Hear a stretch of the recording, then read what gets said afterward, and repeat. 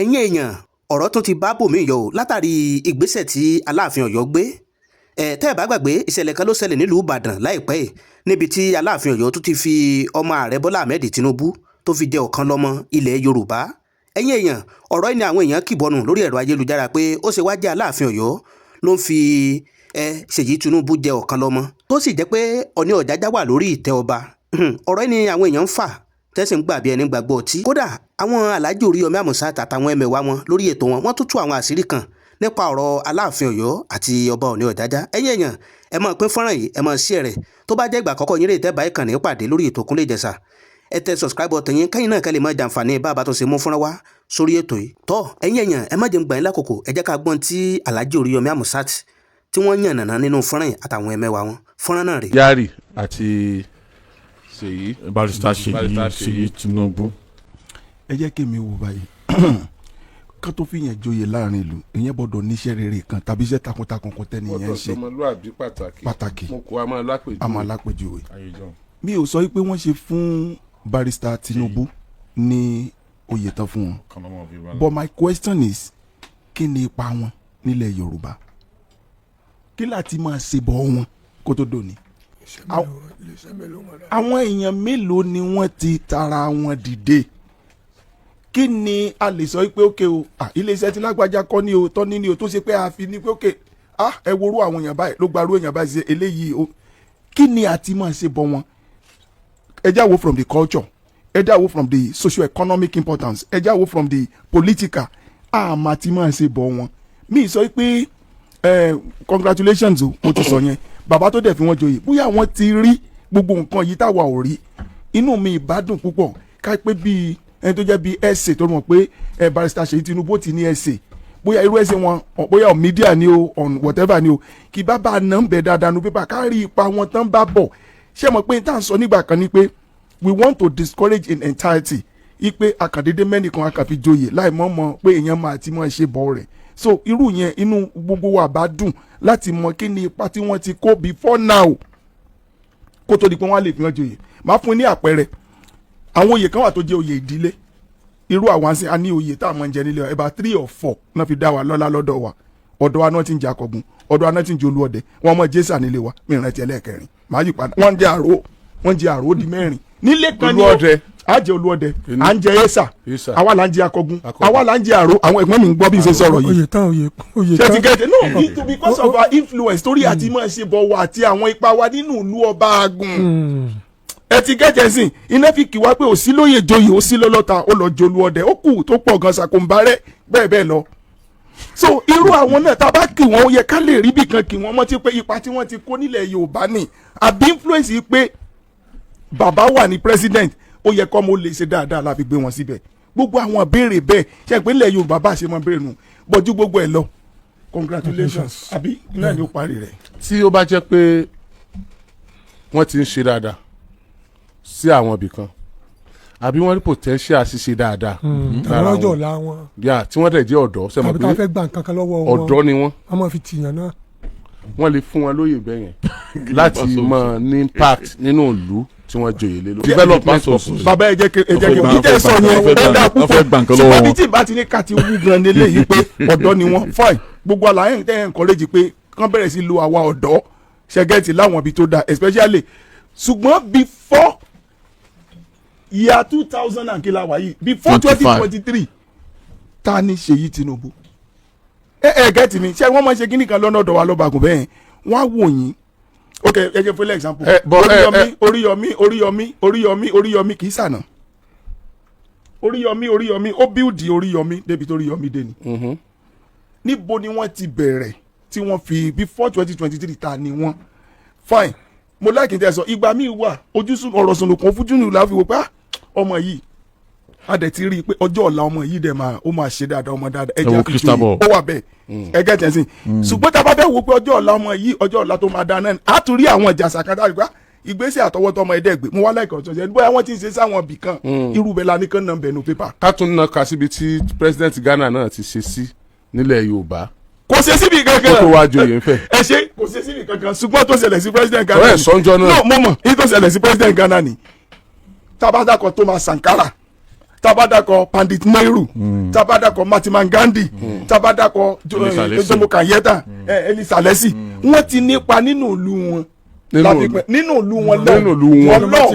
diploma wọ́n ti rí lọ́gbà àwọn ilé for example nínú ẹ̀ tó kọ́kọ́ lé òyìnbó kúrò nbí bàbá Kwame Nkrumah ni ó ní ẹ máa lọ ẹ fi álẹ̀ ẹ̀yàn máa wọ̀rí àdàkùn tájẹ ẹ̀ tún ara ń jẹ lọ́wọ́ wa ni ó gbégbé sí ọjọ́ kìíní ó gbé lọ́dún kẹgbà wọ́n rí i pé ọkùnrin tó mọ̀ sọ ó yẹ iná wọ́n pẹ̀ mẹ́ ṣe ti understand tí wọ́n bá fi Gaddafi ilẹ̀ Áfíríkà ò ní rí bẹ́ẹ̀ yẹn ṣùgbọ́n wọ́n mọ̀ pé báwọn ṣe ń lọ yìí tí Gaddafi lọ yìí níjà Áfíríkà rí ọ̀nà ọ̀dọ̀ wa ní Western world mọ́ wọ́n pẹ̀ mẹ́. àdẹ̀rí bí wọ́n ṣe ń pọ́n ọmọ Yorùbá lé ní Ghana bọ́n ṣe ń ṣe wọ́n dáadáa so the next thing nìkan wá joyè lọ́dọ̀ wa ń bì.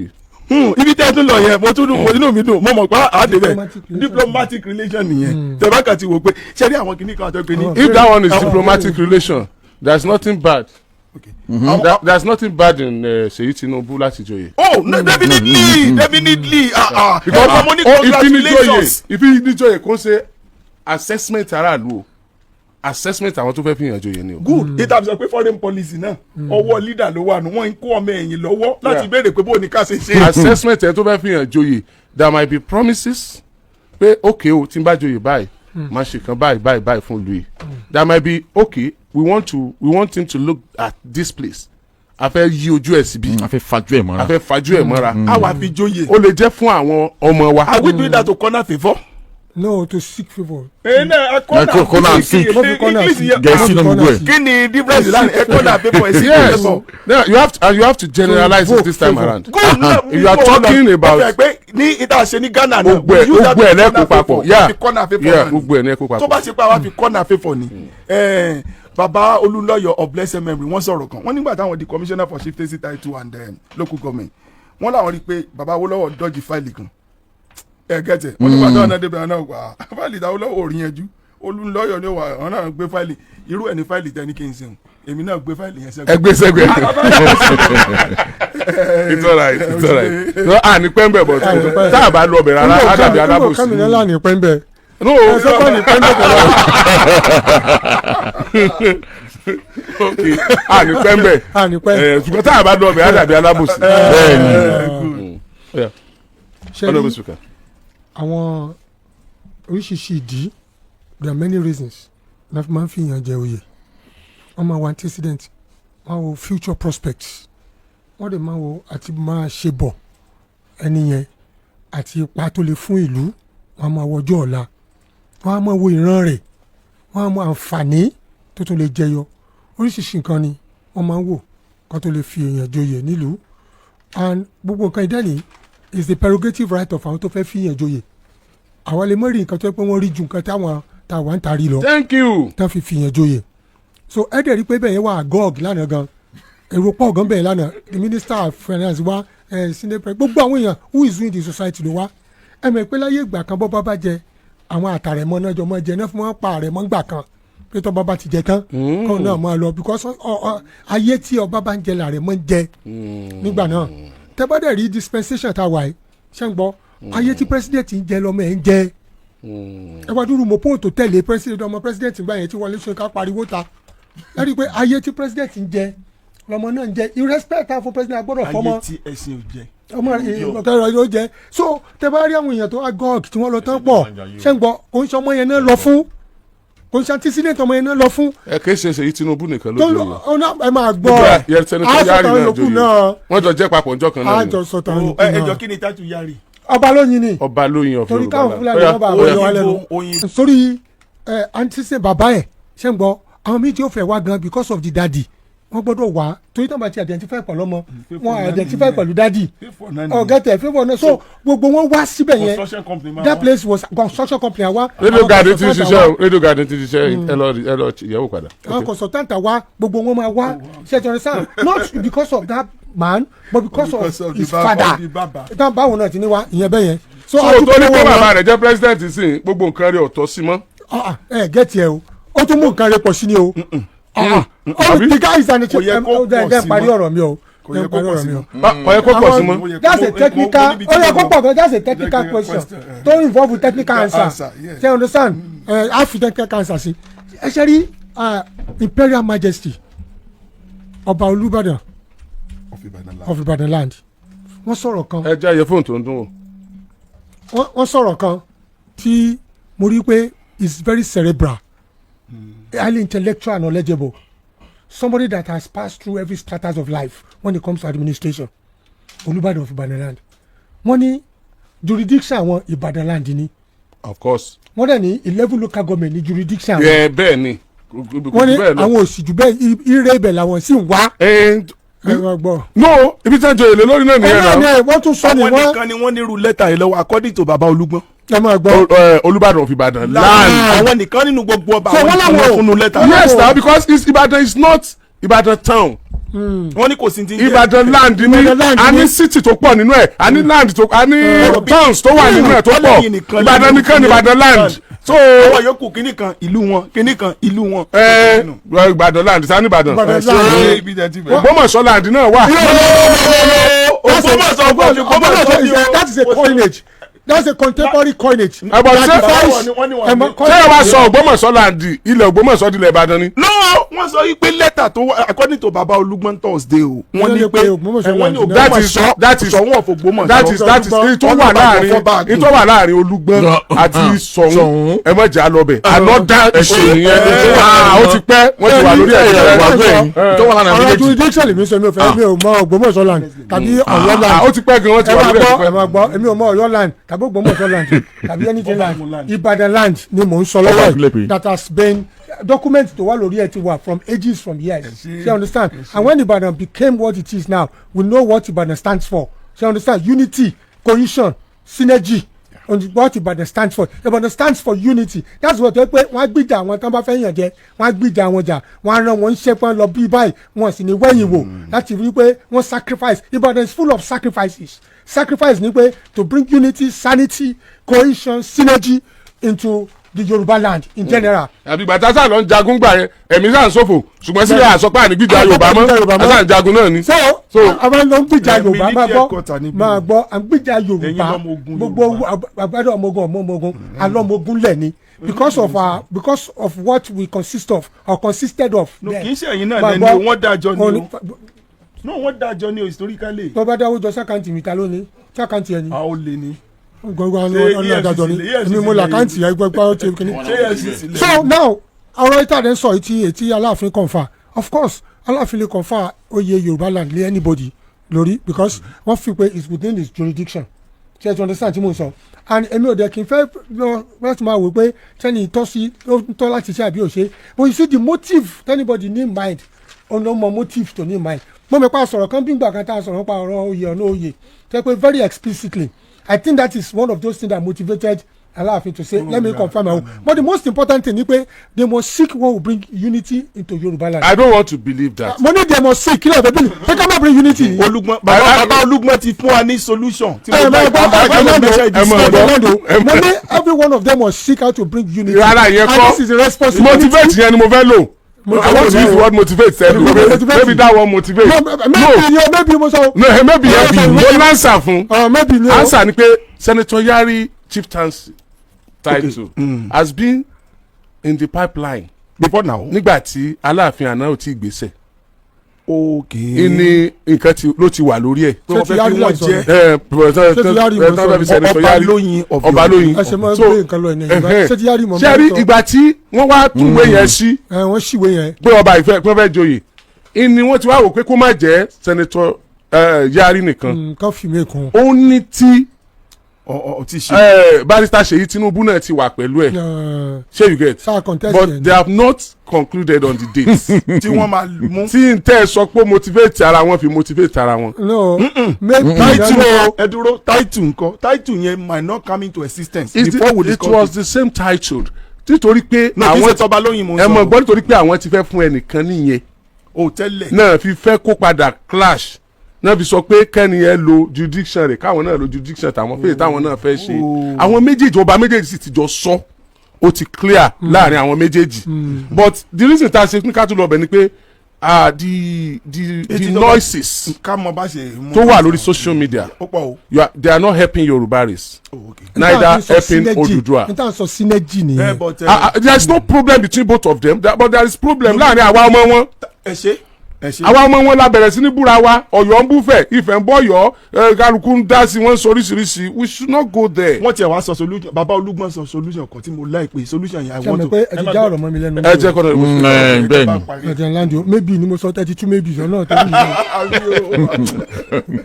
So what I'm saying in essence is this, Sherry, as long as you did not go beyond your jurisdiction, Sengbo, you are still on the right path.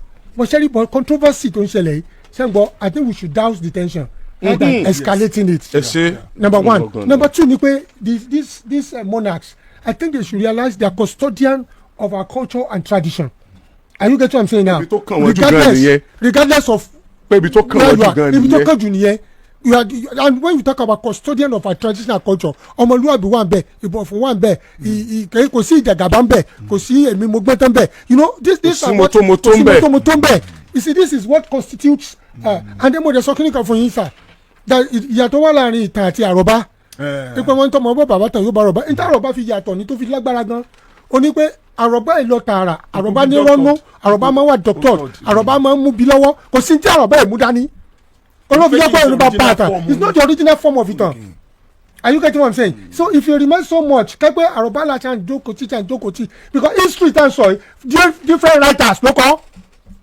And what I studied in history ní pé perspective oníkálukú ó dẹ̀ máa ń yàtọ̀. Are you getting what I'm saying? I can tell you history that will favour me and you can only tell history that will favour but the truth remain constant.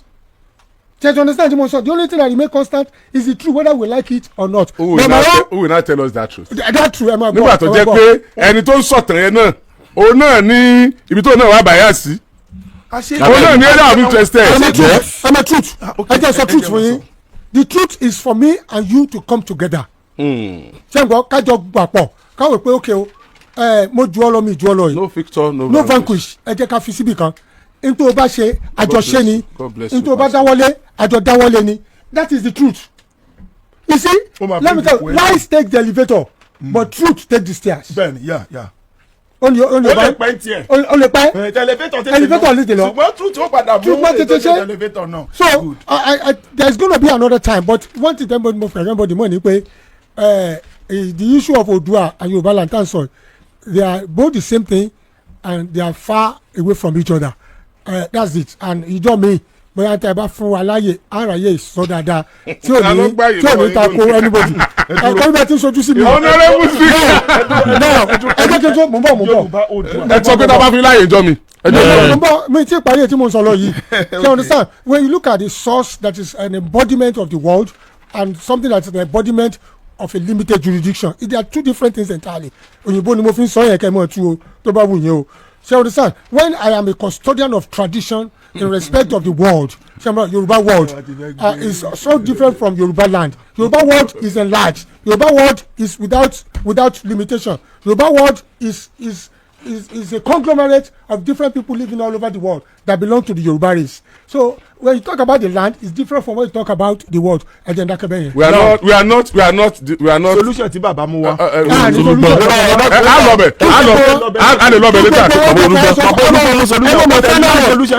final word, once you love ALAFIN and we love the ONIRISA. Yes. Now what they need to do, these are some of the leading monarchs in Yoruba land. Good. Which are custodian of our tradition and culture. Yeah. That we emulate. Yes. So when monarchs are supposed to be emulated, they're supposed to live an example kind of a life. Mentorship above board. Of which we appreciate him because he's doing that. Of which you appreciate who? ALAFIN and ONIRISA. Of course. We appreciate both of them. That's all the room for improvement. You understand this? No, Oòduà race and Yoruba land. When they see these two monarchs together doing things in unison, that is what will now make people to be happy. Until ma wa mo Ile Yorùbá àtàwọn diaspora àti Yorùbá world happy nìyẹn. Yeah, we àwa là ń béèrè wàhálà níbi tí ò sí àwọn méjèèjì ọjà. Ẹ má wọ méjì ọjà o attitude gestures verbal and non-verbal communication. We are not fighting. Press release. Press release verbal and non-verbal communication we speak a lot when things are happening in the cultural scene, in the traditional scene. We want to see them together. Oh, okay, yes. We want to see that synergy. We want to see them holding hands. We want to see them smiling together. Good. Not a kind of a crocodile, kind of a smile or tears. And it's happening now. Eti baba Olúgbọ́n sọ tí mo sọ pé mo láì solution wọn ni pé wọ́n ní tó bá ti kan oyè fífi yẹn jẹ wọ́n wá sọ̀rọ̀ kan wọ́n broaden ẹ̀ wípé àwọn kan suggest pé the 6 governors of the Yoruba land, let them come together kan wá ní Supreme Council of the traditional rulers in Yoruba land kó wá ṣe pé each state máa mú traditional ruler mẹ́fà wá tí wọ́n máa fọ́ọ̀mù kínní ẹ̀ lókè so that at the end of the day gbogbo irú àwọn nǹkan báyìí àwọn ni wọ́n jẹ́ bí the last apex tí wọ́n mọ̀ determine irú àwọn àfihànjò ya some other things. àwọn bẹ́ẹ̀ mi ṣe báwo ni ẹ ṣe kàn wá ọkàn wa. torí pé Yorùbá làwọn tó jẹ́ kún bí wọ́n ṣe torí pé kì í ṣe àwa tá a wà ń bì kì í ṣe ìran dàmọ́lù Yorùbá ni a ló jẹ́ kí wọ́n jáde. orú ti nísìn orú tí ọba lóyin ọ̀fẹ́ Yorùbá land yẹn nísìn. wọ́n lè decide. àkíyèsí ọmọ fún yíyan bẹ́ẹ̀ joyè yóò lè kọ́ bọ̀ àwọn tó ń dàrú lọ́ra láàmú àwọn tó ń lọ́ra aláàmú àwọn tó ń da àwọn dáná nǹkan kan wọ́n lè mú yín wọ̀lú. ṣé ó jẹ́ darandaran ni. no yayi is yayi what is bad in that. no is yayi. ṣe àlọ́ bá ẹ ti máa ń yí ọ̀rọ̀ ju èmi. mo yí náà ṣé kò dáná sí yayi ìjòyè ni. is yayi your Fulani man. ó sì dáná sí ó dáná. ṣé Fúlàní yayi ni tó yẹ pé yóò kọ́ bù darandaran ṣé ń dáná ni yayi ò dáná náà. ìrìnàbó ló ti wá ń gbà wọn ìrìnàbó ló ti wá. so ṣé Fúlàní ma. is not Fulani man. no it's not Fulani yayi ò Fulani. ṣé Fúlàní kan wá ń dáná ni. ta ló tún wá ń dáná. níbo ìlú wọn sanfaramani. Fúlàní lọ́pọ̀ tó ń dáná jù lẹ́sọ̀. sanfaramani ta ló ń jọba ọ̀hún kọ́ńkọ́. okay ó ti yé mi okay. it's a very good thing diplomacy ni. diplomacy ni àbí. ti ẹ máa gbọ́ speaker ṣe bias dáadáa o. ẹ ti rí enemy of us nínú ọ̀rọ̀ he is wọn. very biased. ààrẹ Ghana diplomacy Yayi dájọ jẹ́ Yorùbá dájọ jẹ́ Nàìjíríà torí Fúlàní dáradára. wọ́n ti pè tẹ̀ kan ẹja lọ Yorùbá báyìí. ẹ̀yin ẹ̀yin wọ̀nyí. ọmọ Yorùbá ok àwọn Yorùbá yìí. ọmọ Yorùbá ẹ ń yọra yín lẹ́nu púpọ̀. sálẹ̀ pé ẹ̀yin ọmọ Oòduà nǹkan sálẹ̀ pé. ẹ̀yin ọmọ Yorùbá ẹ̀yin ọmọ Oòduà ń tẹ́rí ẹ̀ pera yín. ẹ̀yin ọmọ Oòduà Yorùbá is a borrow language. Yorùbá sí. Oòduà is not a borrow language. I say Yoruba. Take this man out of the studio. I say Yoruba is a borrowed language. It's a African. Oh, say can you chemistry? Oòduà is not a borrow language. This information mo dẹ̀ fẹ́ kí ká mú sọ́wọ́. Àwa ni ìran ẹlẹ́tàn àti ìran àìṣòdodo jù lórílẹ̀‐èdè Nàìjíríà. Àwa ìran Yorùbá ìran Odùduwà. I agree with you. ìran ẹlẹ́tàn àti ìran àìṣòdodo jù. ẹ ti wọ́n fìdí ẹ̀ múlẹ̀ o. ẹ ṣe. ẹ fìdí ẹ̀ múlẹ̀. Yorùbá Odùduwà inseparable. àbí o kò yé mi o. but when you start your ẹ̀jẹ̀ gúnlẹ̀ o báyìí ti tọ́ tán àkó lórí ẹ̀ nìyẹn o. rédíò gan gbé sí. but tá a bá bẹ̀rẹ̀ ọ̀tẹ̀ wa a mọ̀ kí. máa pé lè dání táyé àpólò ní ti pọ́ọ̀lù ní. àwa ní ilé ilẹ̀ a mọ̀ fọ́ sí wẹ́wẹ́. kó má ṣe lálàá. ó yẹ fúnlẹ̀ o ẹ jẹ́ wọ́n fúnlẹ̀ rọ wọn o. àwọn kan kóra àwọn jọ́njọ́ ní tí wọ́n ń béèrè fún dáa gan ìbéèrè làákàyè ni ó dẹ̀ ní ẹ̀mí tó ti sùn lórí ìbéèrè wọn àtàwọn tí ò lè gbélé mọ́ àtẹni tí ò lè rìn bó ṣe wù ú mọ́ lórí ìbéèrè wọn which is Yorùbá nation. nígbà tí wọ́n béèrè Yorùbá nation débì kan àwọn kan tún ní Oòduà nation ni nítorí pé ibi tí wọ́n ti ń béèrè lọ́wọ́ wọ́n ní ìpínyà inú wọ́n kọjú ìjà síra wọn. ní òní ọ̀tá ilẹ̀ Yorùbá ni látijọ́ tí ìran míì àti Yorùbá nínú òṣèlú tí wọ́n ti ń figagbága tí wọ́n bá fẹ́ na Yorùbá lẹ́gba wọ́n wá agbẹjọ́rò Yorùbá wọ́n fi na Yorùbá lẹ́gba òun ni yóò fèsì ọmọ Yorùbá kí ni 2/3 náà sọ yẹn o. 12 ọ̀dọ̀ common jù. sọ́wọ́ mi mọ́ náà. sọ́wọ́ mi mọ́ náà. pásítọ̀ sí yẹn dáadáa. 12 ni wọ́n ní paasi. ẹ bọ̀ tẹ́ ẹ máa ń sọ 12 náà ẹ nígbà tí mention orúkọ. ẹ bẹ́ẹ̀ bá mú okò ẹ mention mi ò mention okò. ẹ rántí Yorùbá ọmọ kékeré lè dé táyà níbi ìrọ̀lẹ́ ṣe rí pé ọ̀rọ̀ Yorùbá tó ti jẹ jáde sí pé alábòsìn ní Yorùbá. I disagree with that. Yorùbá is very complex, very intellectual, and very critical. apá kan lẹ wò. No. The point is this, magbọ́. Sherry. ẹ jẹ́ ngunlẹ̀. ibi tí mo wá ń lọ ni pé ọ̀rọ̀ ọ̀tọ̀ ní Yorùbá ọ̀tọ̀ l'Odùduwà yìí àwọn ò gbọ́ nígbà táwa wà kékeré tán kọ́ wa ní Yorùbá wọ́n ti ṣe Yorùbá àwọn ò gbọ́ èyí tẹ́ ẹ tún ṣẹ̀ṣẹ̀ gbédé lónìí ṣé ń lẹ́ẹ̀kọ́ àwọn ọmọ tiwa báyìí tá a fi máa lùsì source wa tá a fi ní lè trace ibi tá a ti wá tí contradiction ó fi wà source mi am from Ibadan tí contradiction ó fi wà bẹ́ẹ̀ mẹ́mọ́ lọ tó fi jẹ́ pé a jà pàdé ọ̀tá ni a wà máa wò pé bá ṣe tira wa sẹ́nu kú lójú ogun a dẹ̀ ń béèrè orílẹ̀-èdè ilẹ̀ Yorùbá a tún béèrè orílẹ̀-èdè ilẹ̀ Odùduwà now àkọ́kọ́ mọ ìta béèrè mọ́ báyìí náà now èmi wá sọ kíní kan gbà pé òkè tán bá tiẹ̀ wá fún wa gan ní ìta béèrè ìjà ó ṣẹ̀ṣẹ̀ bẹ̀rẹ̀ ni ìgbà náà láàmú Ifẹ̀ láàmú Èkìtì láàmú Ìjẹ̀ṣà láàmú Ìjẹ̀bú láàmú Ìbàdàn láàmú Ẹ̀gbá láàmú Ọ̀yọ́. Ambassador Yẹmí Farounbi ṣe pé mo kó tiwọn dàrẹ́ lè nígbà tá à ń sọ̀rọ̀ bàbá sọ kíní kan ọ̀rọ̀ tán sọ yẹn òun lẹ sọ yìí mo dẹ̀ di ọ̀rọ̀ yẹn mú pé ìfún tán bá fún wa tán gan nínú ibi tí nǹkan ó ti kọ́kọ́ dàrú wa ibi gan ni. ẹ̀yin yóò dàrú láti tòní. ibi gan Yorùbá land yìí. Yorùbá èyí tí wọ́n dàrú láti tó wọ́n wá sọ bàjẹ́ ni. ìgbàta kò mí jọ́ta sọ̀rọ̀ tí mo ní àwọn Èkìtì sọ pé tó bá ṣe pé létà wọn bá padà fún wa ní Yorùbá world yẹn ní regionalism tó ń béèrè fún o mobile capital la máa ṣe kí lẹ sọ́ndìn jọ yẹn. ètò jẹ́ ntakò yìí náà ni pé èwo làbùrọ̀ mọ́ ṣe mobile káàkiri. sàwórí rẹ̀ lẹ́sẹ̀ lẹ́wẹ̀ẹ́ àná. ṣé àlè fẹnu kò ní. mobile capital. tá a gbà fúnra wa ni. tá a lè gbà fúnra wa ni. can you just imagine. can you imagine. ṣé ayé yesteryears là ń lò sí. we can do mobile capital kò sí ẹ̀ tó ṣe ní lágbàá. ká ẹ mọ̀ gbẹ́ ayé yesteryears. àwọn kan ní àwọn adẹ ń lo history yesteryears dẹ kó wa jọ adẹ̀bẹ̀ negate yesteryears adẹ̀bẹ̀ níṣọ̀kan. bàbá bí bá ti bá jẹ mọ́ àkọ́kọ́ bá lábùkù agbọ́dọ̀ padà Aristotle ní àbùkù ọjọ́ àrọ̀bọ̀ o ẹja mọ́ o. only not to know what happened before you are born. it's to be a child forever. Yes. Látọ̀ni the most important aspect of human life is history. Àgbàgbé history. So wà ní ká tún modify rẹ ní. We want to modify the history. Àgbàgbé a modify rẹ. Ẹ modify rẹ destroy rẹ. Destroy rẹ. You are destroying it. You are destroying because the way ti. Eléyìí sọ pardon ni. Ẹ̀rọ tó sọ̀rọ̀ senator tó ń pardon. The way tí àwọn kan tí ń pera wọn lọ́mọ Yorùbá àti ọmọ Odùduwà tí wọ́n fi ń fi ẹnu sọ̀rọ̀ àwọn ọba lórí social media báyìí.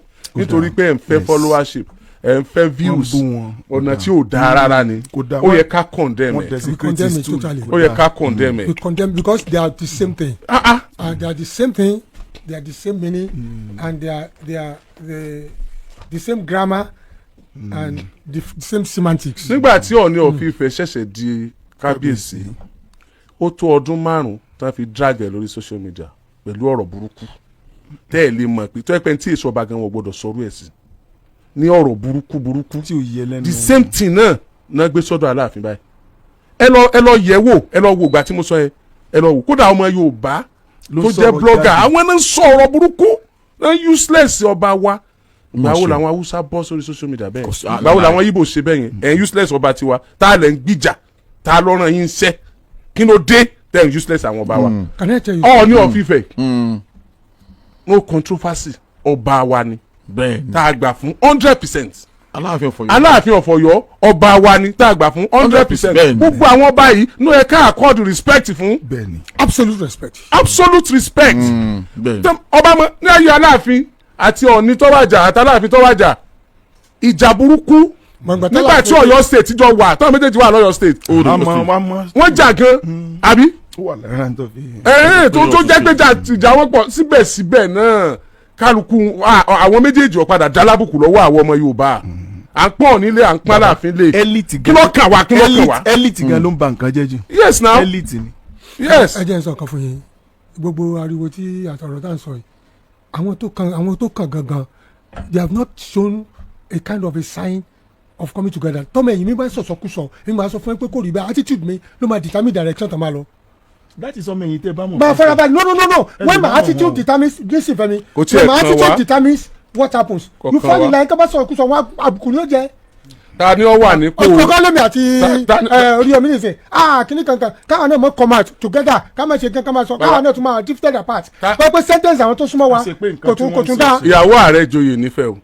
bẹ́ẹ̀ ni tí wọ́n fi fẹ́ gba mic mọ́. àbí ayé ọ̀parẹ́ o. no at all. Nobody criticize that. Even pẹ̀lú attitude wọn bẹ̀. Why are we criticizing Seyi Tinubu? A youth like us. Social media ni ẹ̀yin kọ́. social media ni.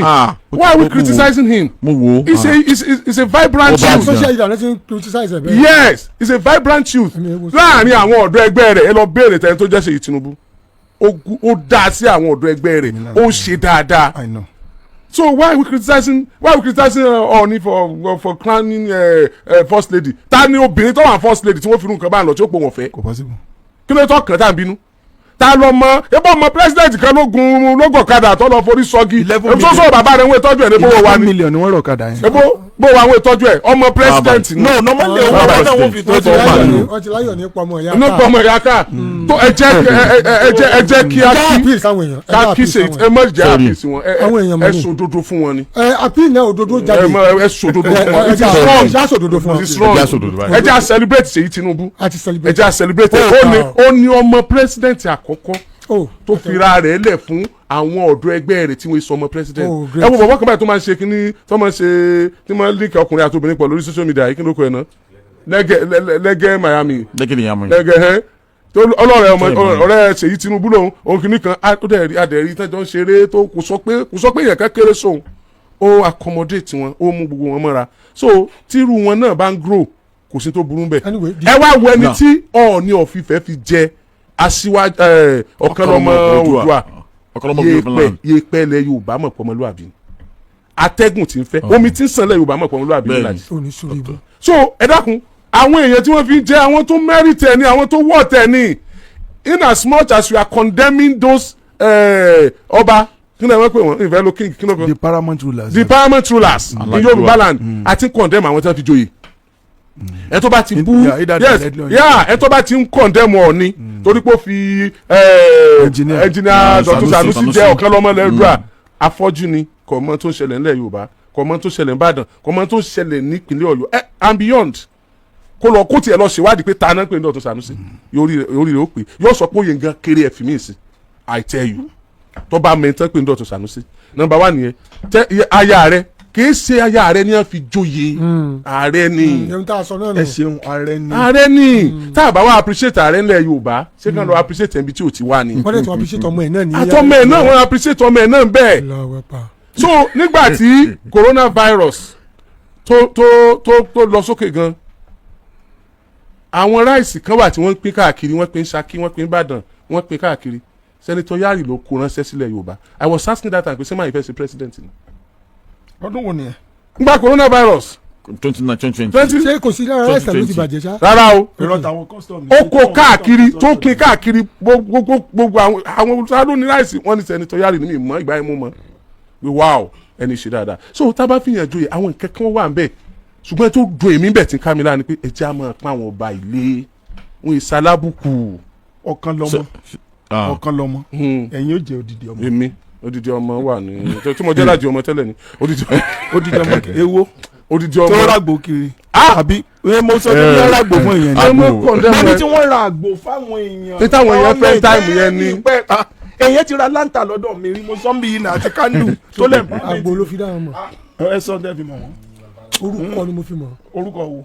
orúkọ odidi ọmọ Stanley.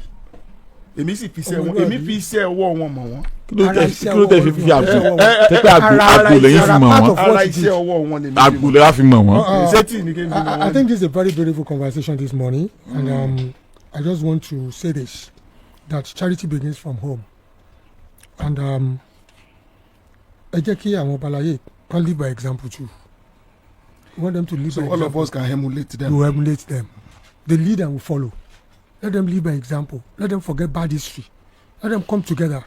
tọ́ ẹ̀yin èèyàn wa ọ̀rọ̀ ìfinijoyè tí àwọn aláàjì Oríyọmí Hamzat àtàwọn ẹ̀mẹ̀wá wọn tí wọ́n sọ̀rọ̀ nípa ẹ̀ àti ọ̀rọ̀ àwọn lọ́balọ́ba nílẹ̀ Yorùbá bó lẹ́yìn náà ṣe rí sí. ẹ̀yin èèyàn ntẹ́yìn náà bá ní lérògbà tẹ́ fẹ́ sọ sí fọ́nrán tẹ́ ẹ gbọ́ yìí ẹ jẹ́ ká gbọ́ èròǹgbà yín lábẹ́ comment section wa ibi tá fi àdẹ̀gbẹ́ tó ìsọlẹ̀ síre bó bá tó ṣe ń lọ lórí ètò Kúnlé Ìjẹ̀ṣà àmọ́ mo wá sí etí ìgbọ̀yìn tó bá jẹ́ ìgbà àkọ́kọ́ yín rèé tẹ́ bá ètò yìí pàdé ìyẹn Kúnlé Ìjẹ̀ṣà ẹ tẹ subscribe button yín kẹ́yìn náà kẹ́ lè mọ ìjàǹfààní bá a bá tó ṣe mú fọ́nrán wá fún gbogbo ẹ̀yin èèyàn wa lápapọ̀. adẹ́ ń fi gbogbo àkókò yìí àfi ń dúpẹ́ lọ́wọ́ gbogbo ẹ̀yin olólùfẹ́ Kúnlé Ìjẹ̀ṣà tẹ́ ń bá wa wo fọ́nrán wa tẹ́ ń bá wa subscribe ẹ ṣé àdúpẹ́.